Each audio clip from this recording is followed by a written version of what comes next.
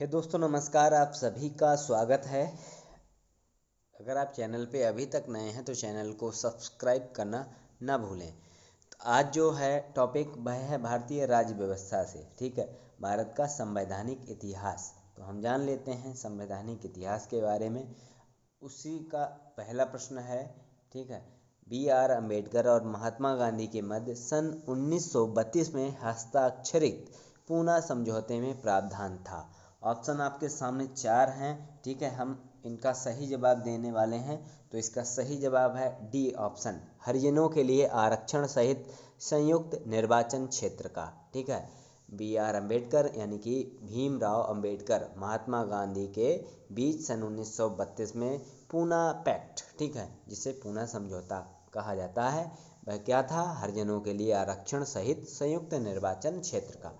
अगला जो दूसरा प्रश्न है वह है सुमेलित करना है सूची पहली और दूसरी को, ठीक है।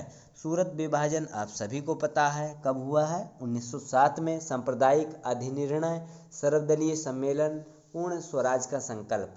तो इसका जो सही जवाब हो जाएगा वह बी ऑप्शन सही हो जाएगा, ठीक है। सूरत अधिवेशन 1907 में हुआ था, ठीक है। और आपका सांप्रदायिक अधिनिर्णय, ठीक है, वह हुआ था 1932 में, ठीक। और आपका दूसरे का सही हो जाएगा सर्वदलीय सम्मेलन 1928 में, और पहले का डी सही हो जाएगा पूर्ण स्वराज्य का संकल्प 1929 में, ठीक है। अगला प्रश्न है तीसरा, निम्नलिखित में से किस अधिनियम द्वारा भारत के गवर्नर जनरल को अध्यादेश जारी करने की शक्ति प्रदान की गई? ऑप्शन आपके सामने दिए हुए हैं, ठीक है, और इसका सही जवाब है भारतीय परिषद अधिनियम 1861। अगला है चौथा प्रश्न, सुमेलित करना है, और सूची पहली और दूसरी दी गई है। अगस्त घोषणा कब दी गई, किसके शासनकाल में हुई थी? अगस्त प्रस्ताव, अगस्त संकल्प, प्रत्यक्ष कार्यवाही दिवस, ठीक है। तो इसका जो सही जवाब हो जाएगा वह ऑप्शन ए सही हो जाएगा, ठीक है। और दो का अगस्त घोषणा को इसके लॉर्ड मॉन्टेग्यू के शासनकाल में हुई थी, और अगस्त प्रस्ताव लॉर्ड लिथिगो के शासनकाल में हुई थी, और अगस्त संकल्प जो है वह हुआ था महात्मा गांधी के शासनकाल में, और मोहम्मद अली जिन्ना प्रत्यक्ष कार्यवाही दिवस, ठीक है। अगला जो प्रश्न है वह है रेगुलेटिंग एक्ट, महत्वपूर्ण प्रश्न है, पारित किया गया था 1773 ईस्वी में, ठीक है। महत्वपूर्ण प्रश्न है, हर बार पूछा जाता है किसी न किसी एग्जाम में। अगला जो प्रश्न है, भारत के गवर्नर जनरल को किस एक्ट के द्वारा अपनी समिति के निर्णय को अस्वीकार करने का अधिकार मिला? ऑप्शन ए है 1773 का रेगुलेटिंग एक्ट, 1784 का पिट्स इंडिया एक्ट, 1786 का एमेंडमेंट एक्ट, 1813 का चार्टर एक्ट। तो इसका जो सही जवाब है सी ऑप्शन सही हो जाएगा 1786, ठीक है। अगला प्रश्न है सातवां, महारानी विक्टोरिया को भारत की साम्राज्ञी नियुक्त किया गया था, कब नियुक्त किया गया था? ऑप्शन सही सामने हैं, 1885, 75, 1876, 1858। तो इसका सही जवाब हो जाएगा 1876, ठीक है। अगला प्रश्न है आठवां, साम्राज्ञी विक्टोरिया ने 1858 की घोषणा में भारतीयों को बहुत सी चीज़ें दिए जाने का आश्वासन दिया था।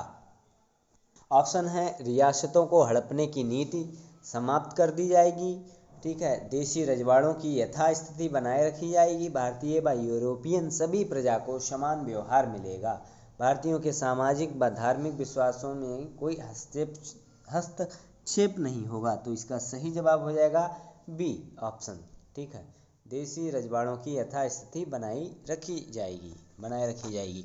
अगला प्रश्न है नववां, मार्ले मिंटो सुधार का उद्देश्य क्या था? तो इसका जो उद्देश्य है वह था पृथक निर्वाचन प्रणाली, ठीक है, अलग अलग निर्वाचन जो हो। अगला है 10वां प्रश्न, मार्ले मिंटो सुधार बिल किस वर्ष पारित किया गया था? तो आपके सामने ऑप्शन दिए हुए हैं 4, तो गैस कर सकते हैं। इसका सही जवाब है 1909। अगला है मुसलमानों के लिए अतिरिक्त निर्वाचक मंडल प्रारंभ में किसके द्वारा लाया गया था? तो ऑप्शन हैं चार आपके सामने, तो इसका सही जवाब हो जाएगा, महत्वपूर्ण प्रश्न है, भारत सरकार अधिनियम 1935।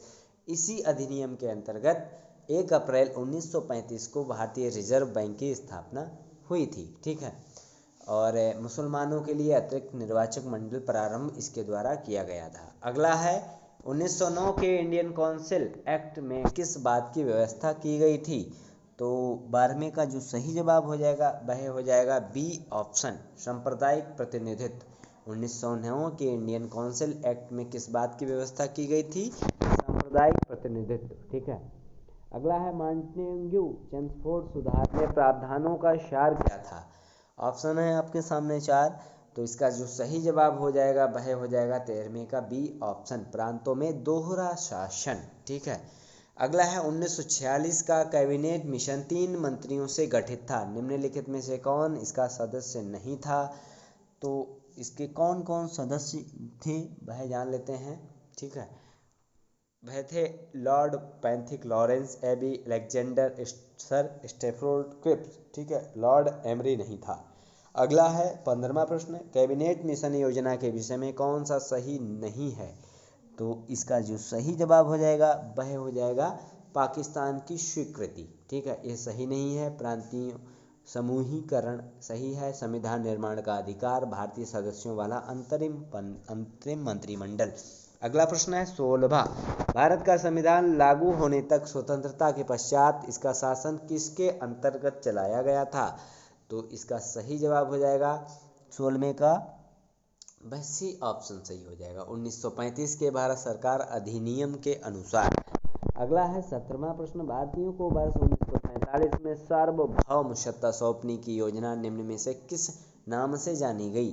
तो 17वें का जो सही जवाब हो जाएगा वह हो जाएगा सी ऑप्शन, माउंटबेटन योजना। 1947 में सार्वभौम सत्ता सौंपने की योजना माउंटबेटन योजना के। 18वां प्रश्न है, कौन सुमेलित नहीं है? तो कौन सुमेलित नहीं है? साइमन कमीशन, भारत विभाजन। ठीक है, कौन सुमेलित नहीं है? तो इसका सही जवाब हो जाएगा वह डी हो जाएगा, साइमन कमीशन, भारत विभाजन। पार्लियामेंट्री सुधार, सांप्रदायिक प्रतिनिधित्व, भारत सरकार अधिनियम 1935 शासन के लिए किया गया था। कैबिनेट मिशन, संविधान सभा का गठन। ठीक है, 1946 में 23 दिसंबर 1946 को संविधान सभा का गठन किया गया था, ध्यान में रखना, महत्वपूर्ण प्रश्न है। ठीक है, इसी प्रकार जो है और भी प्रश्न हैं 2-4। अखिल भारतीय महासंघ स्थापित करने का प्रावधान शामिल किया गया था, तो यह कब किया गया था? तो इसका जो सही जवाब हो जाएगा वह हो जाएगा भारत सरकार अधिनियम 1935 द्वारा। निम्नलिखित में से किस अधिनियम ने केंद्र में द्वैध शासन प्रणाली को स्थापित किया?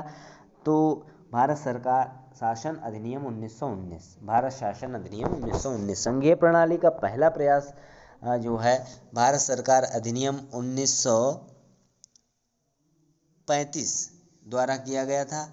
किस अधिनियम की प्रमुख विशेषता प्रांतीय स्वायत्तता थी? तो इसका सही जवाब 1935 है, महत्वपूर्ण प्रश्न है, भारत शासन अधिनियम 1935। भारत में सचिव का पद किसके द्वारा निर्मित किया गया था? तो 24वां यह प्रश्न है, भारत सरकार अधिनियम 1858। ठीक है, भारत में जो सचिव है, भारत